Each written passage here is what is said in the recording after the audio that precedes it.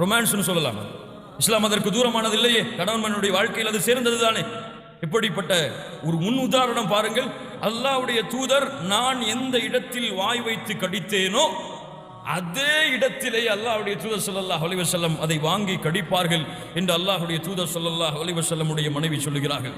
உணவு பரிமாறப்படும், அன்பு பரிமாறப்படும், அதோடு பாசம் பரிமாறப்படும், அதோடு தங்களுடைய காதலும் பரிமாறப்படும். இவர்களுடைய வாழ்க்கை ஒவ்வொரு நாளும் திருமண நாள் தான். இவர்களுடைய வாழ்க்கையில் ஒவ்வொரு நாளும் திருமண நாள் தான்.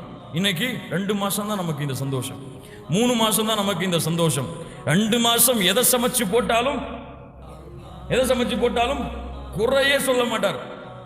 நல்லவே இல்லைன்னாலும் நல்லதா இருக்கும் பாரு. ஒரு 4-5 வருஷம் அல்லது 5 வருஷம் சமைச்சு கழிஞ்சு போச்சுன்னா ஏதாவது சாப்பாடு வச்சு குறைன்னு சொன்னா அவ்வளவுதான். என்ன நடக்கும்? அங்கே என்ன ஆகும்? சாப்பாட்டில் உப்பு இல்லைன்னா நடக்கிற சண்டை என்ன? ரசத்துல புளி அதிகமா போடலன்னு சொன்னா சண்டை என்ன? இன்னைக்கு முஸ்லிம் சமூகத்தின் மத்தியில் அதுக்காக தலாக் இந்த நிலைக்கு சமூகம் தள்ளப்படுகிறது என்றால் அல்லாஹ்வுடைய தூதர் முஹம்மது ரசூலுல்லாஹ் ஸல்லல்லாஹு அலைஹி வஸல்லம் அவர்களுடைய குணத்தை பற்றி சொல்கிறார்கள். மா ஆபன் நபியு ஸல்லல்லாஹு அலைஹி வஸல்லம் தஆமன் கத்து. அல்லாஹ்வுடைய தூதர்